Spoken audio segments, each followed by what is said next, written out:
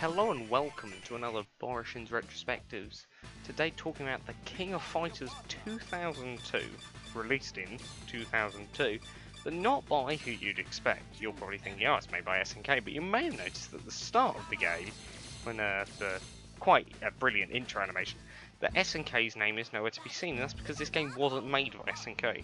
This game was made by Eolith, a Korean company, in partnership with Playmore, which was a company formed by the former the founder of SNK in the first place, as well as also another small company called Boroshin, which was formed when SNK went bankrupt in 2001 by SNK developers, and they sort of helped Eolith make this game as well as 2001. But 2001, they didn't have a lot of time, so 2001 was garbage.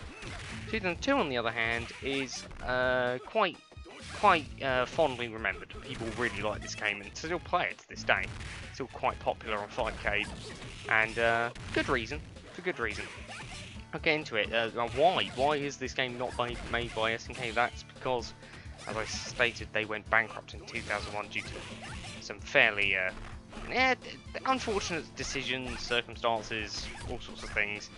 They made some mistakes. They also just got a bit unlucky on certain points, but they went bankrupt. So they asked a company called Eolith or licensed them to do King of Fighters games while they were not.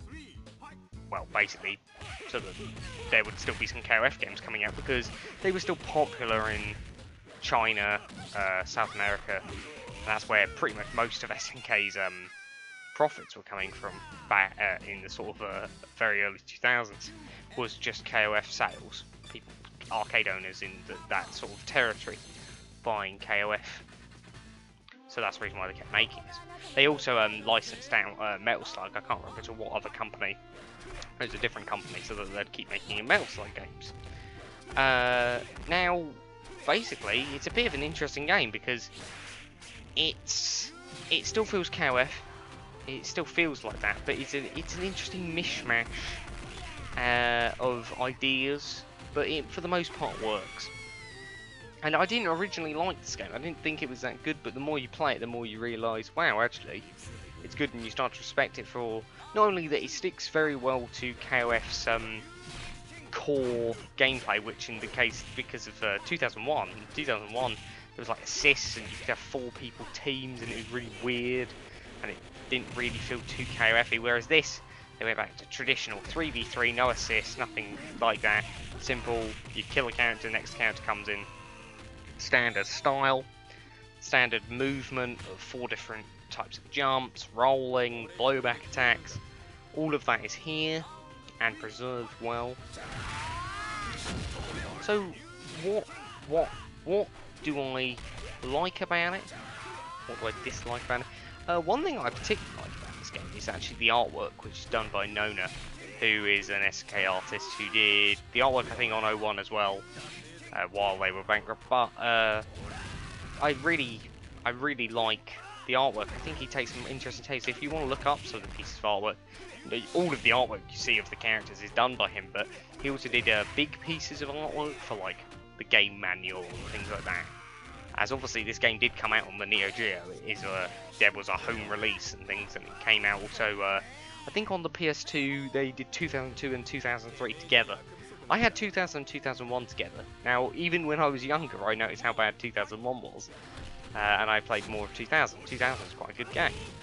But yeah, they did release it, and they did a big, sort of more big character piece. You know, like how Street Fighter 5, they did a big piece of artwork for each character, which you don't really see in game, but you know it exists. Same sort of thing. And my favourite piece he did was actually of Yamazaki, who's one of the characters I'm playing here.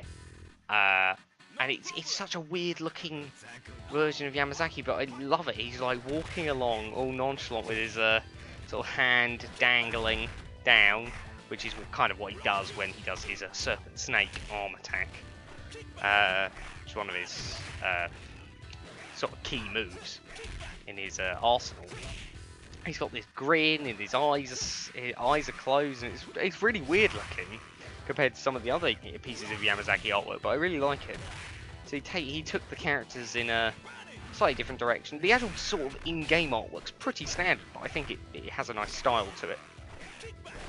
Now, this game is a dream match game, which is, what that means is, basically there's no story, it's just, here's all the characters you probably want, plus all the sort of characters that might have shown up through the last story arc, because they did a story arc. So you had 94 to 97, and then you had 98, which was the dream match for those games, and then you had 99 to 01, and then you had this, 2002, which is the dream match. So you basically just have a lot of characters. So for instance, you have the Orochi team, which is Yoshiro, Shermie, and Chris. They come back despite being dead in the KOF story, just there, which is cool because everyone likes Yoshiro, Shermie, and Chris. They're cool characters.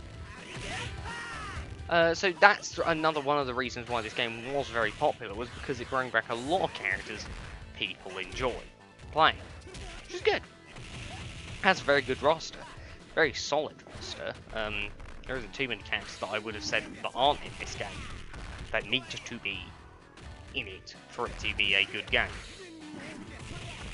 Basics of the gameplay, like I said, it sticks to the KOF staple mechanics. It also has a sort of more, in hindsight, it's more like the sort of current day max mode systems, which is basically when you go into max mode is across many KOF games, but when you press B and C, which is like heavy punch, you will enter max mode, and you spend a bar to do that. And basically when you're in max mode, it allows you to cancel anything into a super. Any normal becomes special cancelable, or super cancelable, and any special could be cancelled into another special, and then into another special, etc, etc. You can keep cancelling things. This game has less limits than, say, something like 2002 Unlimited Match, which was released in 2009, which is a more balanced version of 2002 with more characters. But it's quite different in certain respects, but still feels kind of similar. But I won't talk about that, because otherwise I'm going to go on a massive derail talking about 02. But anyway, max mode, as I was talking about that. So yeah, you can cancel specials into specials, and also allows you to super cancel specials, which only select things as super cancelable. Only select specials. It's not like Street Fighter where any special is super cancelable pretty much. It was select things. So yeah, that was sort of its key feature. You know, if you watch competitive play, you don't see max mode too much because it's pretty hard to. I'm not actually sure whether or not you can actually do normal press max mode and then combo in this game. I know you can do it in UN. It's really hard to do because you have to do. Now think about this. For anyone who plays, say, Street Fighter, imagine having to do this. You get a jump in. You know, bear in mind you have to land pretty deep jump ins to actually get them to combo in KOF. Because while your close normal's maybe 3 frames, the amount of hit stun things apply is not that high. So you really have to jump pretty deep. Imagine having to do jumping normal, so you've had to confirm that you actually hit them in the first place at this point. Press max mode, which sure you can map a button to, but now bear in mind that there's knockback and pushback. Now you don't want the far normal because your far normal isn't cancelable. Some far normals are in this game. There's more far normals that are cancelable in this game than, say, any of the later KOF games. But you then have to dash forward. Now bear in mind, dashing isn't, you can't just dash in this game. You run. So you have to run a specific set distance and then press your normal in order for that to combo. Now if you run too far, combo will drop. If you run too little, you'll get the far normal and it's not cancelable. You can see the problem here. It's quite difficult to do, so you don't see it that much. When you do see it, it is hella impressive. But once again, it's one of those things is, should it be that difficult? But, you know, it's not essential. If you play just solid KOF, there's a bit of a max mode action there from Yoshiro, cancelling many specials into then a super, which is quite cool. It looked pretty cool. But yeah, this game is, the only thing I don't like about this game, well, it's not I don't like it, is its music in a way. I think the songs you've probably heard while I've been talking is the stage themes, which I don't think are that bad. I think they're pretty cool. I like this one in particular called J. It's the name of the theme on this stage. Not just because I'm called Jarvis. That's not the reason. It's just I think it sounds good. But it's because it appears that Eolith, or they didn't really understand how to push the Neo Geo sound chip. Whereas if you look back at older King of Fighters games, or any SNK fighting game that was on the Neo Geo, they could push that sound chip. They knew how to make some really, really good tracks with the sound chip, and I feel like they didn't quite manage it. Not saying the compositions aren't good, because there was some guys, I think they were Mexican, or South American anyway, I do apologise if they aren't, who did a tribute soundtrack. You can find it on YouTube, you just type KOF02 tribute soundtrack, and they did these brilliant covers, basically cover versions of all the tracks in the game, and they are fantastic, because they obviously are using proper, like, instruments, and it's exactly the same composition. They haven't changed the composition at all, but they can just push the sound chip a bit more. If you compare the Art of Fighting's team's theme in this game, which is called Beauty and the Beast, which is a remix. Bear in mind, all of the O2 themes are remixes of the past themes that the characters that team has had. So Beauty and the Beast, which was originally from King of Fighters 2000, if you compare the base original soundtrack version of that from O2 versus this tribute soundtrack version, the tribute soundtrack version is better in every single way. It's not, they haven't changed the composition, it's just the quality of the sound is miles better, so it just sounds a lot better. But yeah, so the music's a bit of a gripe. Other than that, I like the fact that there's lots of characters in the background from other SNK games. They're all like lots of references. However, the amount of animation that they have is significantly lower than in other KOF games. I feel like the detail's a bit missing there, so that's something that I don't think is quite as good. But on a basic gameplay level and how fun it is to play, it's incredibly fun to play. It's incredibly enjoyable. Oh, and also the other thing is while I'm not that good at O2, I wouldn't say I'm that good. I'm good at later KOF games, but I'm not that good at O2. And the classic SNK CPU, as you get further into the arcade mode, the CPU will input read the shit out of you. So you're going to get sometimes it's a bit frustrating playing through the arcade mode, but that's nothing. That happens in like Alpha 2 and shit like that.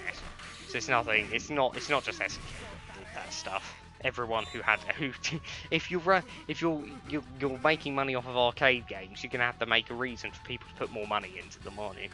So that's one way of doing it. But overall, I do really like O2. O2 UM is probably a better game because it's more balanced. Certain characters like Iori, who I was playing there, Iori's so good.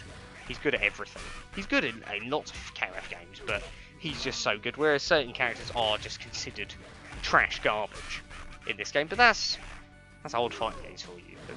It's just sort of natural that would happen. But it's incredibly enjoyable to play. You can play it on your Fightcade, and also, as with all Neo Geo games on Fightcade, because the Neo Geo had the home release as well, you can dip switch it, and you can get the home version, which has a training mode, which is quite helpful. Thanks for watching Boroshin's Retrospectives. I've enjoyed talking about this game, and I will see you next time. Have a good day.